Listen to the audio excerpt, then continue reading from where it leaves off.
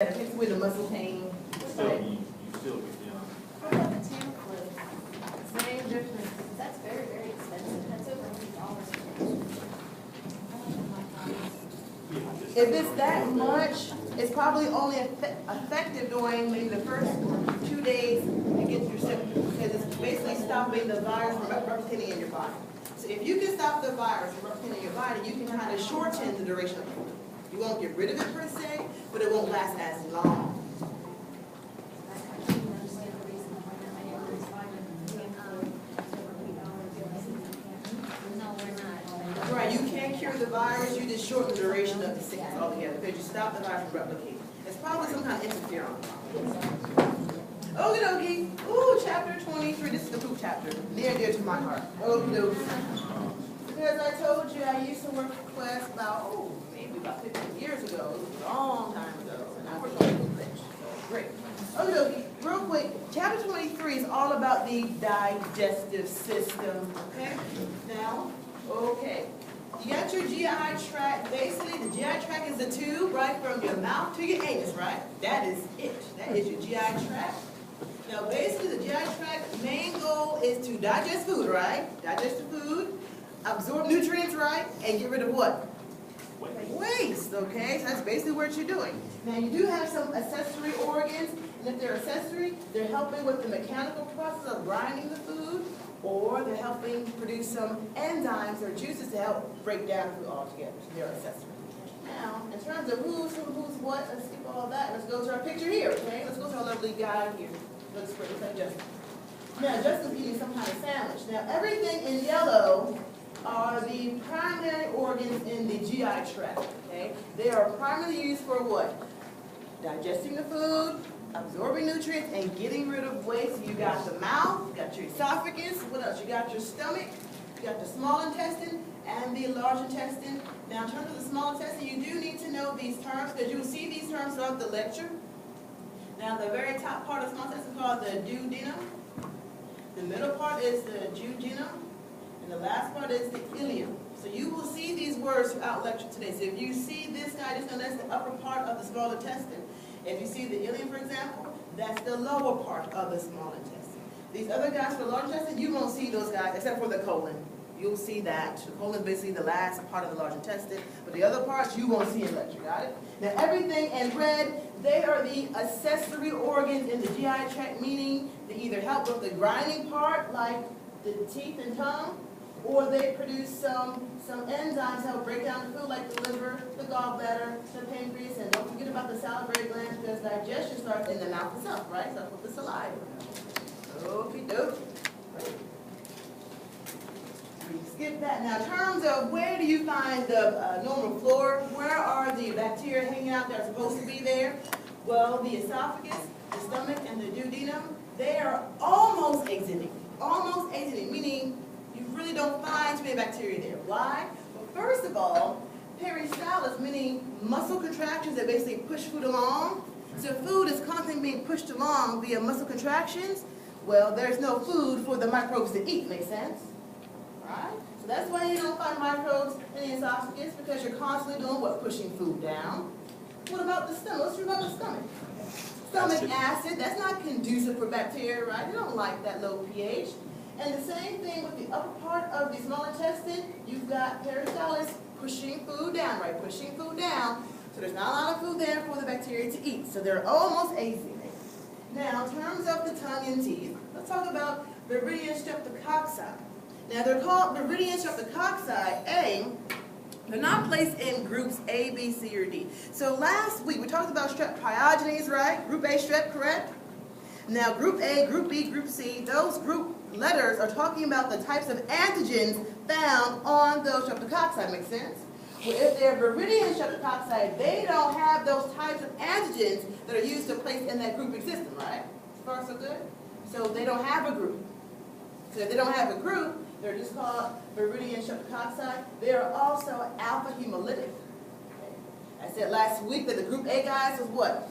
Beta, right? They're beta hemolytic. These Viridian guys are alpha hemolytic. They're found in your mouth and on your tongue. All right. Now, they're the most prevalent, guys, is other bacteria, but they're the most common. In terms of the small intestine and the colon, okay, you got over 100 trillion bacteria down there. And I told you a long time ago, right, that in your gut, that's where most of the normal flora are hanging out. Now, that's where all the food is passing through, makes sense? So, more than over 100 trillion bacteria are in your gut, mostly members of the Enterobacteriaceae family, like E. coli, Klebsiella, for example, they're hanging out there. You got Lactobacillus in there too, Bacteroides, lots of different bacteria in there. Sometimes some yeast like Candida hanging out in there, maybe even some protozoans like amoeba. They hang out there too, they sure do, because they're eating free food. All right. Now, they do help you out, okay, so if they're in your gut, they do this thing called microbial antagonism. What does that even mean? We talked about that, right? What is microbial antagonism? They compete for space and nutrients. Okay, dokie. Thank you, Justice. In other words, they're in your gut. They make sure pathogens don't have room to get in there and eat, right? So they compete with potential pathogens for space and nutrients, right? That's a good thing. Real quick, let's get into our diseases. Let's start with the mouth. Oh, dental caries, gingivitis, and periodontal disease. Fun stuff, right? Oh, let's start with the dental caries. That's basically a cavity, okay? So when you see carie, that's a cavity, and most of you have at least one of them, even if you don't want to admit it. Okay? You got at least one or two. All right. Now, what's a cavity? Basically, it's a hole or pit in your tooth, and they can start off as soft spots in your teeth. So when you go to your dentist every 6 months, they can tell if you're about to get a cavity because there'll be a little soft spot in your tooth before it even gets to being a hole, and they can fix it right then and there. Good. Now, it's good to kind of get these cavities treated early on, because if you do that, you can kind of prevent other things from happening. Okay? So go to your dentist, literally go to them.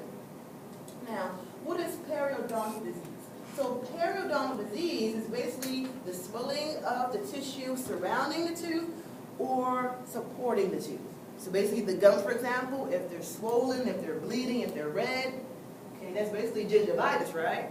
Now, gingivitis is a type of periodontal disease, basically inflammation of the tissue supporting or surrounding the tooth itself.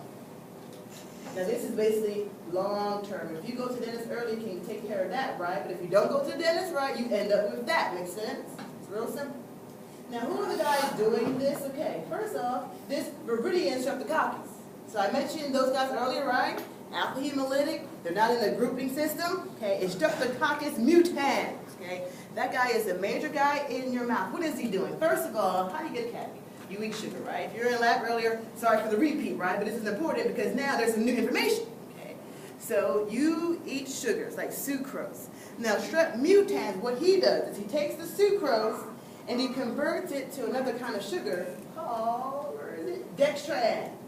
So he takes the sucrose that you eat and he converts it into dextran. Now, why is dextran important? Because, let me get the picture. Oh, missed it. I was going to smile. Because dextran is basically the starting point of a biofilm. Because if you talk about plaque, for example, that stuff on your teeth, plaque is basically a bacterial biofilm. How do you start it off? You need a sticky material for the other bacteria to kind of cling on to. Makes sense? That sticky material is the dextran. So Strep mutans takes your sucrose, he kind of converts it into dextran. That's the starting point of a biofilm, and later on, that biofilm turns to plaque, and later on, plaque turns to tartar. Make sense? Brooke? Mine is like cavities, are they like genetic or like hereditary at all? Because I went to the dentist and like I have the most sensitive teeth in the world and I get cavities all the time. And they said it was because my dad has sensitive teeth and he gets cavities all the time. Well, it's not genetic. So what could have happened, for example, it's not even in our slides, but to make your enamel strong, that helps to prevent cavities, this is why you have fluoride in your toothpaste. This is exactly why. This is why fluoride is in drinking water. So every city in the U.S. has fluoride in the water because people figured out back in the day that if people had fluoride in the water, they had good teeth, literally. It was kind of by accident that people found that out because some people didn't have fluoride in their water and their teeth were really messed up. And people figured out what's in the water, right? It was fluoride. It was coming from the soil. So it wasn't put there by the city, it was coming from the soil. People realized, okay, if we just put the fluoride in the water, guess what? Your teeth are in better shape. So that's why fluoride is in your drinking water, your tap water. Now it could be, for example, maybe when you were growing up, you didn't get exposed to fluoride, so maybe your enamel is really soft, and that's why it's really sensitive to getting cavities. That's all it is. You can fix it now. What you can do is you can buy toothpaste, like Sensodyne, I think, and they have extra fluoride in it. That's what it's doing. So the Sensodyne, it helps your sensitive teeth in a way, but it's really putting fluoride in your enamel. That's what it's doing. That's exactly what it's doing. That's all. Okie dokie. So drink fluoride or use fluoridated toothpaste, but all of you do that anyway. Okay. Let's see. So strep mutans, he takes dextran. It's the starting point for your biofilm, right? And other bacteria come along, they land, and that's plaque. All right. So biofilm on your teeth is basically plaque. Now also, lactobacillus, input that in there too. So lactobacillus comes along too. He comes and joins the biofilm. And they, with other bacteria, what they're doing in that plaque, they're eating sucrose, they're still eating sucrose, and they're making acid, okay? They're making lactic acid. Remember that in class earlier? And that lactic acid is starting to do what? Wear away at your enamel, and that's the starting point of your cavity. And if you got a cavity, just get it filled. That's how you fix it, right? You get it filled, and you go back to your dentist every 6 months to prevent more cavities. But if you don't do that, the cavity goes deeper and deeper in your tooth, right? And you may have to get a root canal. We'll talk about that in a minute. That's not fun. Now what about this guy? Porphyromonas gingivalis, right? Ooh, that's easy. He causes periodontal disease. So that's kind of like long-term, right? So primary is a cavity, right? But long-term is periodontal disease. So this guy, he has enzymes, for example. This is very trivial, but basically know this. If, for example, you got plaque, right? You know what plaque is? That messes up your teeth, okay? If you don't get rid of it by going to the dentist or basically brushing really well, it turns into tartar. Now, tartar is basically calcified plaque, literally. It's plaque with calcium in it. That's why you can't get it off. So tartar, you can't get off on your own. You got to go to the dentist and they basically scrape it off. Literally, scrape it off. Now, let's say tartar forms at the bottom of your tooth where the gum line is, okay? That's why you start to get periodontal disease, because now you've got bacteria stuck along the gum line, makes sense? Right? They're stuck there. They're along the gum line, and they're just there. But for example, this guy is anaerobic. He's anaerobic. So he's trapped in tartar, he's along the gum line, it's already anaerobic, right? And he's causing inflammation of the gum, makes sense? And that's periodontal disease, that's gingivitis. Is that okay so far? So that's why you gotta go to them and get that tartar scraped off, and they have to scrape it off. Get it scraped off. Now before we get into our dental caries, let's talk about the tooth real quick, okay? Ooh, boy, bacteria growing there, so we gotta brush your teeth every day, okay? This is your enamel, right? That's the dentin. Here is the pulp. Now, if the cavity gets way into this pulp and causes destruction of this nerve tissue, you may have sensitive teeth, makes sense? So whenever you drink hot or cold things, you feel that, right? Because, wow, you've got a hole that's basically punctured way down here into the actual pulp where the nerves are, and every time you drink something hot or cold, you feel it. And if you do that, and if it's painful, you gotta get a root canal. And Debbie's like, yeah, I know about that. So in your root canal, Yeah, you gonna pay. you gonna pay. But basically what they're doing is they drill a hole way down here. They suck all that dead tissue out. They gotta get rid of dead nerves that are dead anyway. They're already dead. They get rid of it, and they replace it with the sealant. So basically these guys are gone. You've got a sealant in there, so you pay for that literally. And pain also in the pocket too. That's basically that cavity that went deep into the pulp area. Makes sense? Debbie's like, I know about So, that. excuse me. My mom does too. Hit it. So what does the sensitive toothpaste do? Sensodyne? Yeah, so I use a Colgate Sensitive. Well, I know about Sensodyne. I don't know about Colgate Sensitive, but for Sensodyne, like I was telling Brooke, for example, it basically has lots and lots of fluoride, like more than a regular average toothpaste. Fluoride makes your enamel stronger, so it helps to prevent getting cavities. No, That's all. but I was having a sensitive tooth and I switched over to the toothpaste. It stopped. Before, if I breathed in or sucked air through my mouth, I felt that pain, but it stopped. That's good. I don't know what's in that toothpaste, for example. Oh, Loki. So here's how you get that bad stuff. It starts off with the plaque formation, right? This is why we got to floss. You got to floss in there, right? Get that bacteria out between the teeth, right? Because they will form right in there. If you let them stay, right, they start to do what? They they wear away at your tooth, right? That's a cavity. Now, at that point, it's not that bad, right? Just get it filled. It's not a big deal. We all got a filling. Okay, great. But let's say you don't get your filling, right? Well, if you let it keep going, look at that. Wow. Then it's the dentin. How long is that process? Many years. Many So it's not like right away. It's not right away. I mean, think about it. I mean, it's just acid. That's all it is. It's just lactic acid wearing away at the enamel over time. Over time. So, for example, many children end up with cavities, right? But adults end up with what? A root canal. See that? I don't know many children get root canals, correct? Because it hasn't been that long of a process. But by the time you're an adult, you've given the bacteria enough time to do that, right? And that's why adults end up getting the root canal. Kids get their cavities filled.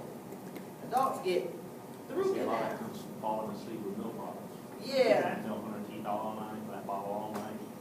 Yes, don't do that. That's one way to damage baby's teeth, right? Okay, so don't, you don't do this, right? So don't put the bottle with the baby when they're sleeping, because all that milk allows the bacteria to digest the milk, causes acid production, causes cavities, so that's not good. So don't do that. Oh boy. So all of us in here got at least one cavity, okay? Basically, what's the trigger?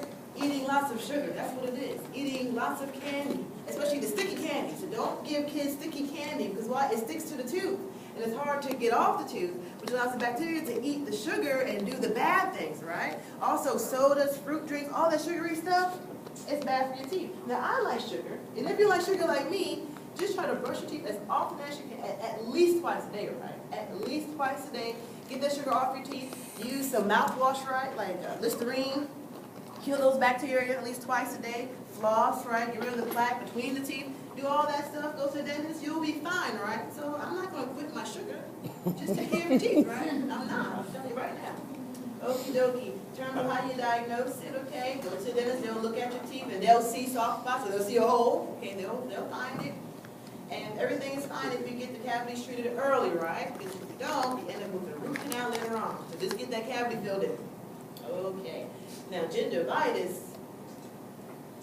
again, that's like long-term stuff, right? When you don't go to the dentist, you got the tartar now along the gum line, you end up with gingivitis. Your gums are bleeding, they're swollen, they're red all the time. If you don't get that treated, you end up with tooth loss. So that's why people over time lose their teeth.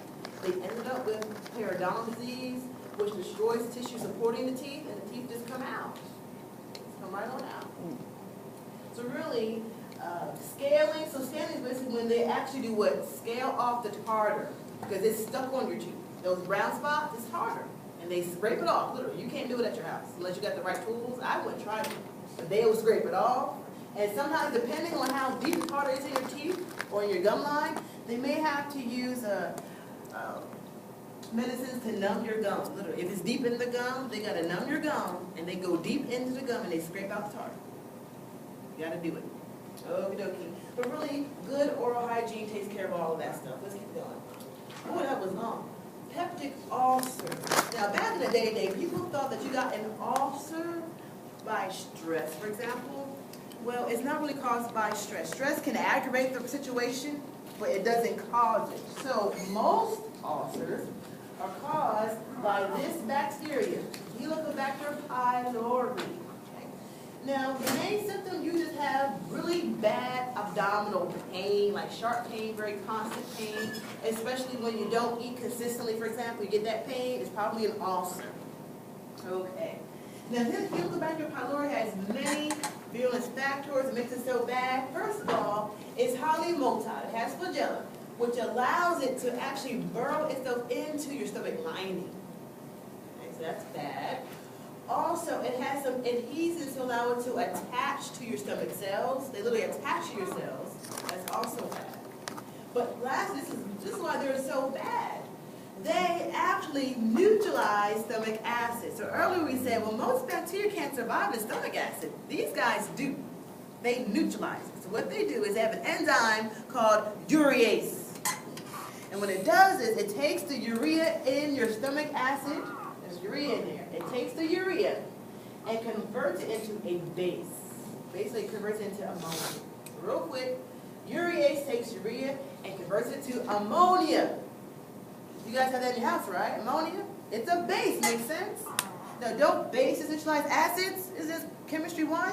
Absolutely. This is how H. pylori neutralizes stomach acid. That's why it can hang out there and stay forever, literally, unless you kill it. It stays forever. All right. Real quick, you don't have to memorize what it's doing, but take a look. This is your stomach lining. Here's the stomach cells, and there is the layer of mucus protecting these stomach cells. You need that mucus layer to protect your cells from what the stomach acid itself.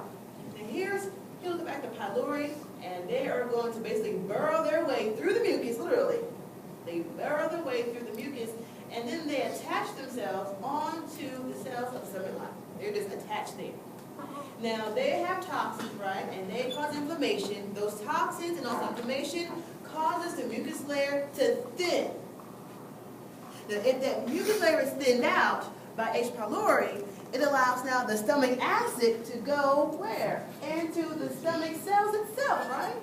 And it's acid, which means you literally wear away at those cells, right? You digest the cells. You have a hole in your stomach, right? That's an ulcer, makes sense. Ulcer, it is painful. It is painful. Where did you get the hair from? Is it from eating something? Well, technically, it's not really understood why some people have H. pylori and some don't. It's not really understood. So in the textbook, for example, they say you most likely get it from fecal oral transmission. But really, scientifically, it's not understood why some people have it and some don't. Yeah, some people, like my husband, he has it. And others don't have it. So they really don't understand how you get it. You end up with it or you don't die. You don't get it from other people. If you do, it's really from fecal oral transmission. So someone probably pooped it out, then washed your hands, and cooked some food, you ate their food, and now you got it too, for example. But it's not understood. But there's your ulcer, right? Now, of course, spicy foods can aggravate it, right? Stress can aggravate it. Some drugs like ibuprofen, aspirin, those steroidal drugs, they can aggravate it, but they don't cause it, makes sense? They don't cause it, but they can make the pain worse, all right? Now, see, for example, they say, how do you get it? Fecal oral transmission is likely, but again, people don't understand how to get it. Some people just get it. You're like, where did they get it from? We don't know. And usually, once you have it, you have to get rid of it because they don't go away on their own. You got to take antibiotics because they will stay in your stomach and cause all kinds of havoc, literally. Now, this is not really accurate in terms of how do you diagnose it. So what happens is you have pain, right? Constant pain, constant pain. You go to your doctor and they refer you to a gastroenterologist. What they will do is they'll do an upper endoscopy, literally. They got to put a tube down your throat and see, literally, the ulcer. That's what they do. Of course, you're sedated, right? You're knocked out. But they basically use an endoscope down your throat into your stomach. They're looking for ulcers, They are also wanting to have a sample of the ulcer because they want to see if there's H. pylori in the ulcer. Look, they have to. Because if you do have H. pylori in the ulcer, they will do two things. They will put you on antibiotics because you got to kill it, makes sense? You have to use antibiotics to kill H. pylori. And they'll also put you on drugs that will inhibit acid production. So in other words, kill H. pylori, get them out of the way, and then take drugs to lower acid production to allow your ulcer to heal over time. Now, it takes time, right? It takes about 8 weeks for that ulcer to heal. But as long as you take those medications for that time period, you will heal your ulcer. So far, so good? Now, after your ulcer is healed, you feel a little more pain, usually you got to maintain those drugs, the drugs being the ones that lower the acid production to make sure your ulcers don't come back. And my husband is in that same category. He went through that same process. He had H. pylori, don't know where he got it from. But he had H. pylori, had bad ulcers. That's what he went through to get it diagnosed. He got on the antibiotics, he got on the drugs to lower the acid. He was fine after a while. He was fine. He stopped taking those drugs because they're expensive drugs. He stopped taking the drugs, and now he got ulcers again. So you got to keep taking those drugs to lower the acid so that the ulcer doesn't come back. Now, in terms of avoidance, again, this is not really proven. People don't really understand how you get it. You get it from somebody, somewhere. Some people get it, some people don't. So in the lower acid, inhibit some absorption of vitamins or minerals or something like that? No, not really, because you really do all the absorption in the intestines itself. So in your stomach, you're just breaking things down, but the absorption part comes in the intestines. Okay, okay, bacterial gastroenteritis, basically, itis just means inflammation of, right? So inflammation of the intestines, basically is what? Diarrhea, right? Nausea, vomiting, stomach cramps, etc., etc. Now, we talked about that, right? Inflammation of the stomach or your intestines. I'm trying to go real quickly. How do you get it? You know, contaminated food or water that's contaminated with fecal particles, right? Improperly cooked foods, for example, can also do it too. Living in poor living conditions, meaning they have poor sewage treatment. So basically, fecal material can get into the drinking water or the bathing water, and you get sick that way. All right. General features, okay. Mostly what? Nausea, vomiting, diarrhea. Sounds like Pepto-Bismol commercial, right? Abdominal pain and cramps. You may or may not have fever, but at least all those things will apply to you. The diarrhea, for example, doesn't last a long time, right? Maybe a day or two, it kind of resolves itself. Now, dysentery. What's dysentery? How is it different from diarrhea? Dysentery is bad diarrhea, literally. It produces very loose, almost water-like stool, which is really bad, which means you're losing a lot of water, makes sense? So the more loose your stools are, the more water you're losing, which means you're more likely to dehydrate very quickly, all right? It's also frequent stool, so very frequent, and sometimes you get a mucus and blood in it. So that's dysentery. So you're in a bad shape, and you got to go to the hospital, okay? All right. Now, I put this here to help me to remember to say all these things. Okay, A, how do you diagnose it? Well, usually if you have diarrhea, you don't go to the hospital, right? Because it resolves on its own within a couple of days or two, right? But if it goes past a couple of days and you're losing a lot of fluid, you may want to go to the hospital to get your fluids replaced by IV because you can dehydrate, and that's not good. So, for example, they can look at your stool, they'll take your stool, and they'll look for either the bacteria in your stool, or they look for the bacterial antigens or the bacterial toxins in your stool. So that's how they diagnose it. Now, in terms of treatment, it's really supportive. In other words, replace with fluids and electrolytes. In other words, drink lots of Gatorade. It's not enough to drink water. You drink water, you make the problem worse, okay? You need to drink fluids with those electrolytes, basically salts, because you have to replace the salts that you've lost in that diarrhea moment. So you got to drink sport fluids, for example, replace the electrolytes. Exactly. If it's children, give them Pedialyte. Same difference, right? Now, in terms of prevention, it's real simple, right? Basically, cook foods properly. Avoid eating contaminated food. If you're in some endemic areas, for example, we get into certain diseases that have endemic cholera, for example, try not to drink their water. Always wash fruits and vegetables. And prevention, you really can't prevent it, right? But we just talked about that. Just use good hygiene to wash your hands, especially wash those hands. Okay. We'll go through several different types of bacterial gastroenteritis. First one is cholera. The cholera is probably the worst of them all, okay? Now, it's caused by Vibrio cholera. And the reason why it's so bad is because it has this cholera toxin. Now, cholera toxin, what it does is, simply put, it causes your cells to lose a lot of water and a lot of electrolytes. So much so, I'll get into this, quote, rice water stool. That's how they diagnose it. Your stool, in this case of diarrhea, is like rice water. I mean, it's watery. That's how much water you're losing. It's like water coming out with mucus. So the rice will be the mucus coming out of your intestines. And the fluid is almost water-like because you're losing that much fluid. Now, if you got cholera, you've got to go to the hospital because you got to get your fluids replaced or you will die, simply put. Why? Because you lose so much fluid with cholera. It's very deadly, actually. There have been several pandemics throughout history. See, I'm not gonna get into all of this, right? That's way too much. But basically, that's showing you what the cholera toxin does. It basically causes your cells to lose a lot of water and a lot of electrolytes. You get rice water stool. That's how you diagnose cholera. So you got to go to the hospital to get your fluids replaced. Rice water. So you'll see it in a minute. It's rice water stool. You don't want to see that come out of the toilet.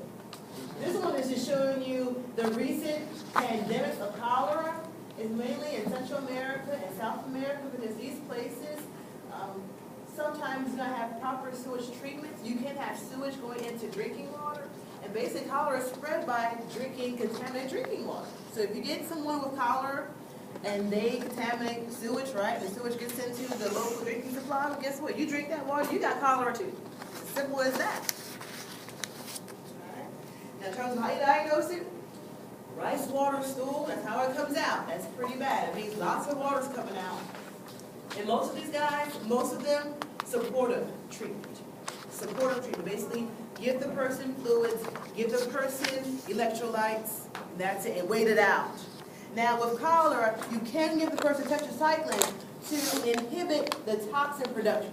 So it's not really to kill the bacteria, it's to prevent them from making so much cholera toxin. If you can get rid of the cholera toxin, you will be in good shape. Because it's the cholera toxin, makes sense, that causes rice water stool in the first place. Now, with all these gastroenteritis, with all of them, you do not want to give the person anti-diarrheal drugs. You don't want to do that.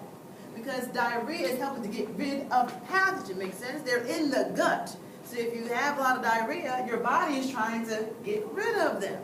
Make sense? So avoid anti-diarrheal drugs. You don't want that. Let the diarrhea take its course. It's messy, but at least you're getting the bacteria out.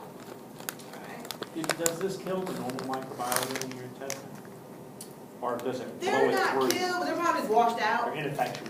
Yeah, they're affected if they get washed out, but they're not killed though. But there's another one that they are trying to kill, but it's because we do it. That's coming up hopefully likely. Okay, there are some vaccines available, but they're not effective. And really, proper hygiene is the best thing you can do. And again, if you're in some area that's endemic for cholera, just make sure you wash your hands, wash the fruits, wash the vegetables. Don't drink that water, drink bottled water. Don't use ice, that kind of stuff. Probiotics are good, really not to treat the infection, but they help to reestablish the normal flora in the first place. But you can eat activity, for example, to replenish the normal flora if they were depleted in the first place. Okay, next one is shigellosis. Next one. Shigellosis caused by 4 different species of Shigella. Oh boy, why is Shigella so bad? Avoid all these type 3 species, blah, blah, blah. They have enterotoxins. Entero means like the gut, right? Gut. Toxin is bad. So they have these enterotoxins that cause you to lose fluid and electrolytes. That's why they're bad. Now one toxin in particular, the sugar toxin, that one is bad. Now, sugar toxin is an endotoxin, which means it's kind of in the bacteria. They only release it when they die. Now, sugar toxin, they kill cells. Look, they kill cells. They actually stop protein synthesis in the cell, which kills the cell. Now, sugar toxin, for example, has a 20% mortality rate. So if you get shigellosis that has sugar toxin, 20% of people will die from that. So it is pretty bad. It's bad toxin. All right. Now, in terms of what you look for, in this case, it's bloody stool. So not rice water stool, it's bloody stool with mucus and pus. Yeah, so that's not good. Okay. Again, how do you treat it? How you look for it? Again, a diagnosis, you look for that kind of stool, but you look for Shigella in the stool itself, or look for the toxins in the stool. But again, supportive, right? Give the person fluids and electrolytes and let the diarrhea take its course. It's the best thing you can do. But prevention, good hygiene, right? Washing your hands. So that's shigellosis. Next one is traveler's diarrhea. So you probably experienced this, or your friend probably experienced it. They go somewhere, right? And they're eating some food over there, and oh boy, they get diarrhea, okay? So traveler's diarrhea, okay, occurs when you travel to certain places. It's caused by your favorite coliform, right? Coliform meaning it's in your gut. So E. coli. Okay. Now typically you can find E. coli contaminating the water, for example, and that's how you get it. And if it's contaminating the water, if you take a fruit and wash it in that water, now your fruit has E. coli too, you get traveler's diarrhea. Now that diarrhea is like your typical run-of-the-mill diarrhea, so no blood, no pus, it's just running stool, it runs its course. The diarrhea is mediated by, again, enterotoxins, so remember entero means the gut, right? Toxin is a toxin, so basically diarrhea. Diagnosis, same deal. Treatment, right, same deal. And again, we talked about this, where this is for all of them. Do not use anti-diarrheal drugs, right? Let diarrhea run its course, you flush out the bacteria that way. Do not prevent diarrhea. Let it run its course. Now that's traveler's diarrhea, right? Get it when you travel. Basic diarrhea, not that bad. But this one, caused by E. coli, but it's a different strain of it, can kill you. Okay? This is E. coli O15787. All of these are basically antigens found on that particular E. coli. And if you got that guy, that one is bad. It can kill you. Now, where do you find it? You can find it in contaminated milk and juice, but primarily it's found in ground beef. Ground beef. This is why you cook ground meat well done. Makes sense? This is where you find it. Now, it causes bloody diarrhea. Anytime you have bloody diarrhea, it's not a good sign, right? Go to the hospital. It's also bad because it has a sugar-like toxin. Now, I just talked about the sugar toxin, correct? It kills cells. Sucralosis kills cells directly. It also has a sugar-like toxin, can kill cells directly, can cause kidney failure, which leads to death. Okay, so that's E. coli O15787. So it's not as bad as travel diarrhea, right? It's not as bad. This one primarily eating that ground beef that wasn't cooked all the way well done. That's how you get it. Okay. Woo-hoo.